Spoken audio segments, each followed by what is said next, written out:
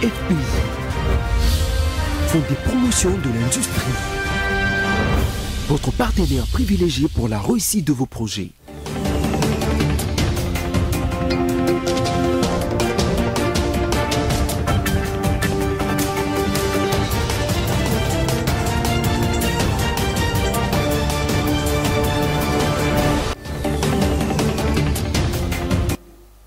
C'est l'heure du journal sur BCTV. Bienvenue, mesdames, mesdemoiselles et messieurs, à la grande édition du journal qui va se baser sur les principaux titres que voici.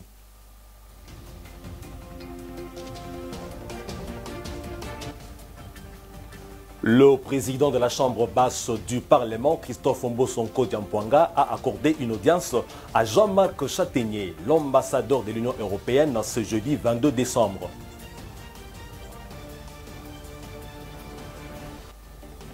Il a été organisé à l'IFASIC ce jeudi 22 décembre, une célébration à double cérémonie, à savoir la clôture de l'année académique et la collation des grades académiques 2021-2022.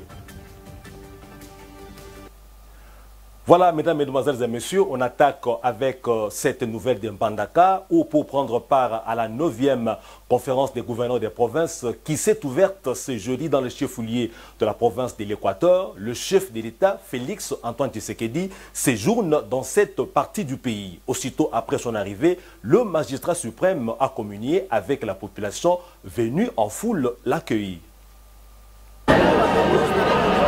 Forte mobilisation aux abords de l'aéroport national de Mbandaka ce mercredi 21 décembre 2022. Un jour pas comme les autres pour les habitants de cette ville portuaire. Plus les heures s'égrènent, l'ambiance n'est fait que monter d'un cran. Dans l'enceinte, autorités nationales, provinciales, coutumières, notables, chefs religieux et autres forces vives de la province étaient présents pour réserver un accueil chaleureux aux premiers citoyens du pays. Des regards orientés vers le ciel pour voir apparaître l'avion transportant le garant de la nation. Et c'est en début de soirée que le couple présidentiel a foulé le sol Mbandake. Tout un symbole, car il s'agit d'une première mission d'itinérance du président de la République Félix Antoine Tshisekedi Tshilombo dans les chefs-lieux de la province de l'Équateur depuis son élection à la magistrature suprême. Après les cérémoniales protocolaires, les honneurs militaires, s'en est suivi les salutations avec les différentes personnalités qui ont constitué le comité d'accueil. À l'extérieur, le chef de l'État et la distinguée première dame se sont offerts un bain de foule. Noyé dans cette masse, le couple présidentiel a véritablement communié avec cette population amassée le long des principales artères de la ville. Une procession qui s'est poursuivie jusqu'au terrain situé à l'esplanade de la maison communale de Wangata, dans le centre-ville de Mbandaka, où plusieurs milliers de personnes l'attendaient pour son grand meeting. Introduit par le gouverneur de province, le chef de l'État, prenant la parole, a commencé par présenter des excuses pour le nombreux reports de sa visite dans cette province. Toujours préoccupé par le sort de nos compatriotes dans l'est du pays, Félix Tshisekedi a fait savoir que l'agression dont la RDC est victime est désormais condamnée par la communauté internationale qui demande au Rwanda d'arrêter de soutenir le M23. En ce qui concerne les vécus quotidiens de cette population rendue difficile par l'inexistence du courant électrique et le manque d'eau potable, le président de la République a répondu en présentant le programme de 145 territoires comme celui qui va apporter des solutions durables. Au Tobengi, il y a 145 territoires. Au Congo, Nabiso Mobimba, et Salemi et Tongami, na 145 territoires. Ba territoire nyonso wana, soki to bandi mosala ya kobongisa yango, kotonga yango, na banzi tokosilisa makambo ebele o ezali kotungisa biso lelo. Makambo lokola ya courant na mai ezali na kati ya programme wana. Na yepe awa na Mbandaka oyoki na obike na kozonga kaka mokolo ya la veille ya Noël le 24. Mais boyeba que le 24 wana tokobanda likambo yo tolobi enrôlement ya ba électeur po na maponomi o ya 2023. Yango ngana lingi kopesa ndakisa awa na Mbandaka pona ko honorer bana ya province ya Équateur pe ko lakisa bango nzela ya kokende ko s'enrôler. Le meeting s'est ensuite transformé en tribune d'expression populaire. Dans ces échanges, le chef de l'État a écouté et a promis d'apporter urgemment des réponses aux préoccupations de cette population. Les assises de la conférence de gouverneurs qui s'ouvrent ce jeudi examineront en profondeur les réalités de cet espace, mais aussi de l'ensemble du pays. Nous l'avons annoncé dans le sommaire, l'ambassadeur de l'Union européenne, Jean-Marc Châtaignier, a été reçu en audience ce jeudi 22 décembre par le président de la Chambre basse du Parlement, Christophe Mbossonkodia. Les deux personnalités ont échangé sur les grandes questions d'actualité en RDC, notamment la situation à l'Est ainsi que les décisions prises actuellement par certains pays africains. On écoute Jean-Marc Châtaignier. Nous avons été invités par le président de l'Assemblée nationale à le rencontrer, Union européenne et Norvège, pour faire un tour d'horizon des différents sujets d'actualité qui sont importants pour la République démocratique du Congo. Je crois que nous l'avons fait dans l'esprit habituel du partenariat qui nous caractérise. Nous avons évoqué avec Monsieur le Président tout ce qui est calendrier électoral, loi électorale, processus électoral, préparation des élections. Et nous avons rappelé à cette occasion le soutien que souhaite apporter l'Union européenne à l'appui de ce processus électoral, et nous avons pris note de toutes les indications que nous a données le président. Nous avons également évoqué bien sûr la situation tragique dans l'Est de la RDC. Le président nous a remerciés pour les différentes prises de position des pays membres de l'Union européenne ces derniers jours sur la situation dans l'Est, et nous avons bien sûr échangé sur les différents volets qui pourront être mis en place pour ramener la situation de paix et de sécurité dans l'Est de la RDC. Et puis enfin, nous avons évoqué, je crois, un sujet très cher au président, qui est la situation actuelle dans le Kwamut, où, comme vous le savez, il y a de très nombreux déplacements de population, il y a eu des affrontements qui ont eu lieu, et donc nous avons écouté bien sûr le président sur ce qu'il avait à nous dire, nous avons échangé aussi, et nous avons rappelé à cette occasion le souci d'abord humanitaire que l'Union européenne avait pour les populations, et l'appui bien sûr que l'Union européenne apporté totalement aux autorités de la République démocratique du Congo pour rétablir la paix et la sécurité dans cette province toute proche de Kinshasa. Lutte contre la torture et les traitements inhumains dans les milieux carcéraux, une délégation de la coalition de la société civile contre la torture conduite par l'ONG Arche de l'Alliance a mené ce jeudi 22 décembre un plaidoyer auprès de la présidente du tribunal de paix de Kasavubu. Au centre de leurs échanges, les questions relatives aux personnes privées de liberté. Ces plaidoyers visent à lutter et à prévenir la torture et les traitements cruels, inhumains, je voulais dire, et dégradants durant la garde à vue et la détention préventive dans les communes d'Ngiringiri, Barumbu, Massina et Nsele. Des propos recueillis par Laetitia Mvemba et Générose Essengo. Donc c'est une activité qui nous a conduit auprès des différents chefs des juridictions, des tribunaux de paix, en l'espèce, Madame la présidente du tribunal de paix Pongabi, qu'on appelle Pont Kasavubu. Il s'agissait de discuter autour des questions ayant trait aux abus constatés au niveau de Makala, la prison de Makala, où les justiciables détenus préventivement sont abusés en termes de délais, en termes de délais pour leur présentation devant les juges afin que ces derniers régularisent la détention, mais aussi abus en termes de prorogation indéfinie du délai de la détention. Et donc ce sont ces deux aspects pour lesquels nous étions venus militer, demander à la présidente de s'impliquer en vertu des pouvoirs exorbitants dont il est investi sur pied de l'article 26 de l'article 26B du Code des procédures pénales qui établit les juges de paix, juges de la détention ou de la garant de la détention, de la régularité de la détention des prévenus ou des détenus préventifs. En Grande-Bretagne, ainsi que demandé par la Cour européenne et suite au recours des associations d'aide aux migrants, la Haute Cour de Londres a rendu lundi 19 décembre 2021 un verdict 2022, je voulais dire, un verdict autorisant Londres d'expulser vers le Rwanda des demandeurs d'asile arrivés illégalement sur le sol britannique. Reportage. La Cour a conclu qu'il est légal pour le gouvernement britannique de mettre en place des dispositions pour envoyer des demandeurs d'asile au Rwanda et que leur demande d'asile soit examinée au Rwanda plutôt qu'au Royaume-Uni. C'est le résumé du jugement de la Haute Cour de Londres rendu le lundi 19 décembre 2022. Selon cette Cour, il ne contredit pas la Convention de Genève pour les réfugiés. Ce jugement a été rendu parce qu'en juin dernier, quelques heures seulement avant le décollage d'un avion rempli de demandeurs d'asile, la Cour européenne des droits de l'homme avait bloqué le premier vol au départ de Londres censé expulser des migrants vers le Rwanda. En effet, cette juridiction avait déclaré qu'aucun avion ne partirait vers Kigali tant que la justice britannique ne s'était pas prononcée sur la légalité d'un tel accord. En rendant son verdict, la Haute Cour britannique a levé cette interdiction pour l'expulsion vers le Rwanda des migrants présents sur le sol britannique.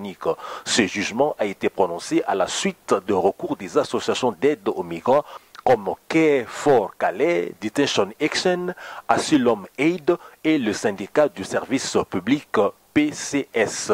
Rappelons que c'est en avril 2022 que le gouvernement de Boris Johnson a conclu un accord avec Kigali pour expulser vers le Rwanda des demandeurs d'asile arrivés illégalement sur le sol britannique, dont l'objectif est de décourager les traversées de la Manche à bord de petites embarcations. En vertu de cet accord, le Royaume-Uni doit verser 145 millions d'euros au Rwanda pour financer le logement, la formation et l'éducation des migrants contre leur relocation sur le sol rwandais. Ainsi, en cas de son application, les autorités affirment que les migrants déboutés auront le choix entre régulariser leur situation et s'installer au Rwanda ou retourner dans leur pays d'origine. Une brève de la Commission électorale nationale indépendante. La rapporteure de cette institution d'appui à la démocratie, Patricia Nseya, séjourne à Matadi, dans le Congo central, depuis mercredi 21 décembre. Le but de ce séjour, sensibiliser la population et lancer l'identification de même que l'enrôlement des électeurs. Son agenda prévoit également l'animation du cadre de concertation avec les parties prenantes au processus électoral de la province afin d'impliquer tout le monde à la participation massive à cette opération qui débute déjà ce 24 décembre 2022. En territoire d'Irumu, dans la province de l'Ituri, la population du secteur de Bahema doit continuer à faire confiance aux forces armées.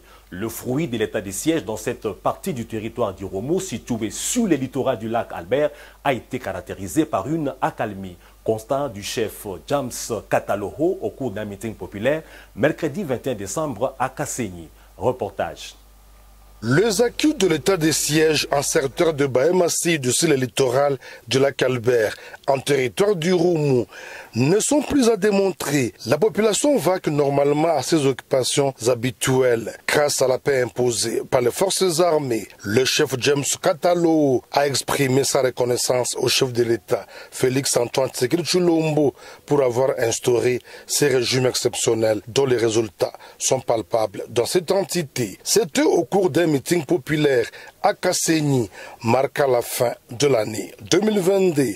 Un appel à la mobilisation de s'approprier le projet local de développement de 145 territoires à la base et en s'enrôler massivement lors de l'opération y afférente qui pointe à l'horizon en Ituri a également caractérisé le speech de ses représentants du pouvoir coutumier à sa population.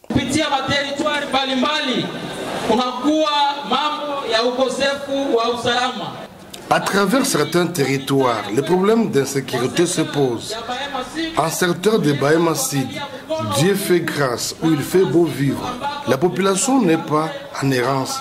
Nous en sommes reconnaissants. Excellence, Monsieur le Président de la République, au nom de toutes les couches sociales, services de l'État, religieux, nous disons merci de votre implication pour le retour de la paix.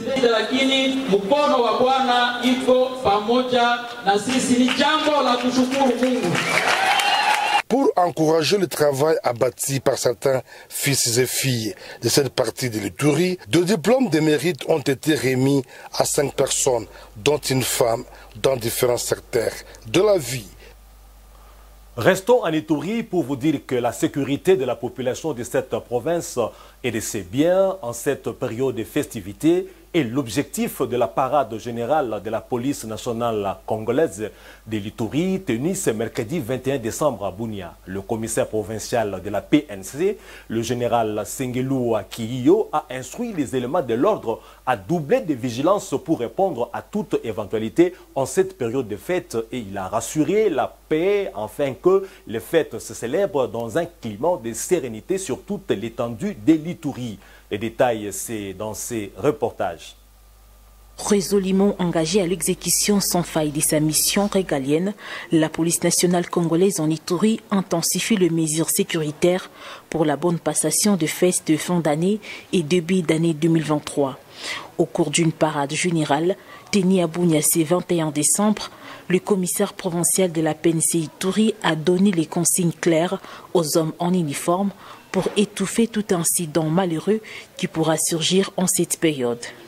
Il nous faut doubler la vigilance, renforcer le patrouille et d'autres mesures sécuritaires, a lancé d'un ton ferme le numéro 1 de la police nationale congolaise en Ituri. Nous tendons vers la fin de l'année 2022 et le début de l'année 2023. Ça appelle le plus souvent à des festivités. Il était donc de notre devoir de rappeler certaines consignes générales et particulières par rapport à nos missions, de sécuriser la population qui est appelée justement à participer à ces festivités. Donc c'est une parade de veille, de rappel de consignes à nos policiers. Donc il est de notre devoir donc d'avoir justement un œil très regardant à ces sites-là. Il n'y a pas que les sites des déplacés. Nous devons trop surveiller les marchés, les églises, pour éviter ce qui est arrivé à Beni l'année passée. C'est en période de festivité que les malfaiteurs peuvent inventer toutes sortes de stratégies pour faire mal. Notons que depuis l'instauration de l'état de siège en province de l'Ituri, plusieurs criminels ont déjà été arrêtés par la PNC, notamment le bandit à main armée, les contrefacteurs, le kidnappeur pour ne citer que ceux-là. Des actions qui ont sensiblement réduit les taux de criminalité à Bunia et ses environs, permettant ainsi à la population iturienne d'émouvoir en toute sécurité. Enseignement supérieur et universitaire, il a été organisé à l'Institut facultaire des sciences de l'information et de la communication une célébration ponctuée d'une double cérémonie, à savoir la clôture de l'année académique et la collation des grades académiques 2021-2022. Compte rendu de Laetitia Ngwemba et Générose Essengo qui ont été là pour le compte de BCTV. C'est devant les lauréats, les membres du corps académique ainsi que les membres du comité de gestion, tous en toge, pour répondre au rendez-vous d'une double cérémonie des collations des grades académiques et des clôtures de l'année académique 2021-2022. Prenant parole, les recteurs de l'Institut facultaire de la science et de la communication, les professeurs Kambai Boacha, a souligné que la force d'un pays réside dans la reconnaissance de ses citoyens. Nous avons soutenu, sans nous lasser, que la valeur d'une nation, je dis bien, la valeur d'une nation se mesure à la place qu'elle réserve à l'enseignement supérieur et universitaire de son pays. La force d'un pays n'est pas dans la possession des potentialités économiques soit-elle, du sol et du sous-sol, mais dans la valeur de ce qu'on appelle familièrement la matière grise. Les représentants du ministre de l'ESU Moïndo Nzangi, qui a donné les mots de clôture au nom du ministre, a martelé que ceci est une occasion pour évaluer le chemin parcouru. Au nom du comité de gestion et au nom du ministère de l'Éducation, au nom de l'IPASI, je déclare clos cette cérémonie de collation des grades académiques. Rachel Kisita, lauréate, n'a pas elle aussi manqué de s'exprimer. ça a été très difficile parce que vous savez que ceux qui me suivent savent que je suis journaliste depuis de très longues années. Ça fait pratiquement 17 ans que je suis journaliste et donc c'est au bout de ça que j'ai terminé. C'est vrai qu'à un certain moment, quand la profession vous appelle, vous êtes partagé entre le reportage, entre la maison, entre la famille et vous-même. Mais au bout du compte, quand on est convaincu, quand on sait ce que l'on veut dans la vie, on trouve le temps. Il s'y est dénoté que près de 200 aidés lauréats ont reçu leurs grades académiques. Entreprise du portefeuille de l'État, l'actuel responsable de la Société des transports du Congo Transco, Cyprien Bérémoba, a accueilli dans son bureau de travail ce jeudi l'ancien directeur général ad intérim de cette entreprise, Blexon Nobongi. Au menu de leurs échanges, le partage d'expérience. On écoute l'ancien directeur général AI de Transco qui s'est exprimé en ces termes. Sous les signes de l'harmonie, de l'osmose qui doit exister entre les Congolais qui ont assumé des responsabilités importantes de l'État. Je suis arrivé ici, j'ai accepté ça avec beaucoup de joie et de plaisir parce que nous devons nous assurer que la continuité et la continuation soient judicieuses au profit de l'établissement public Transco, au profit de la population congolaise qui bénéficie des précieux services de Transco, mais aussi et aussi pour les travailleurs. Donc, je le remercie sincèrement. Je me dis que l'acte qu'il a posé, ça traduit la grandeur d'homme, ça traduit la grandeur d'esprit. Nous avons fait un premier tour d'horizon sur les questions de fonctionnement des Transco. Vous savez que Transco a commencé en 2013, nous n'étions pas là, d'autres dirigeants nous avaient précédés. Nous avons trouvé un business plan qui a été actualisé par rapport aux besoins en réalité.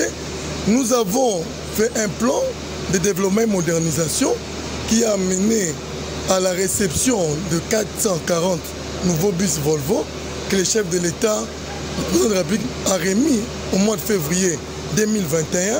Donc nous voulons que ces plans puissent continuer et que le DG Mbéré, avec l'équipe dirigeante qui a été nommée, puisse ajouter ce qu'il y a de judicieux, puisse encore développer ces plans de sorte que la population trouve son compte et la vision des autorités également soit matérialisée. La page du sport dans ce journal, c'est avec la 10e journée de la phase allée de la Vodacom Ligue 1. Le FC Lupopo a battu l'Académie Club Rangers 2-0 au centre Kouarampova à Kinshasa et l'association sportive Vita s'est imposée au stade de Kikula de Likasi devant Lubumbashi Sport 3-1. Tels sont les résultats des duels organisés mercredi 21 décembre en Vodacom Ligue 1 en cette phase allée de sa 28e édition. Les détails, c'est dans ces récits. Deux rencontres ont été organisées mercredi 21 décembre dans le cadre de la phase allée de la 28e édition du championnat d'élite de la RDC, la Vodacom Ligue 1. Sur les gazons du terrain du centre Kouarampova de Kinshasa, le football club Saint-Éloi Lupopo s'est offert l'AC Rangers par 2-0.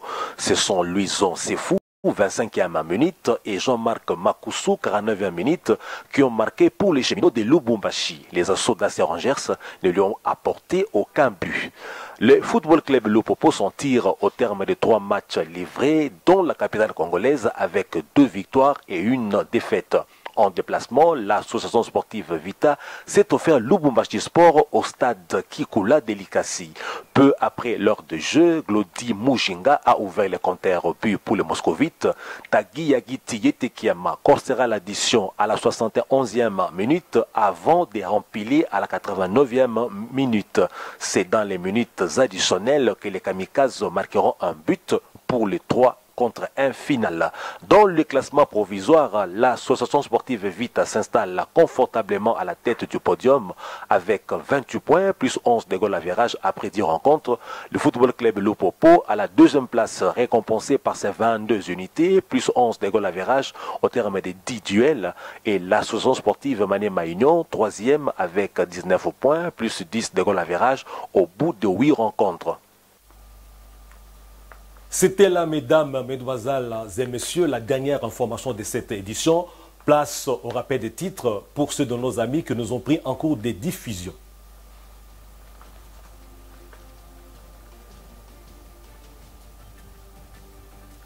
Le président de la Chambre basse du Parlement, Christophe Mboson-Kodia, a accordé une audience à Jean-Marc Châtaignier, l'ambassadeur de l'Union européenne, ce jeudi 22 décembre.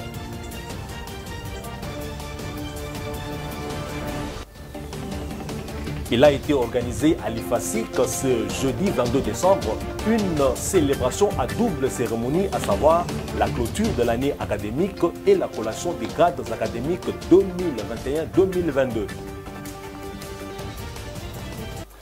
Mesdames, Mesdemoiselles et Messieurs, ça a été pour nous un privilège de vous présenter cette grande édition du journal télévisé. Merci de nous avoir suivis et de votre fidélité au programme de BEC TV.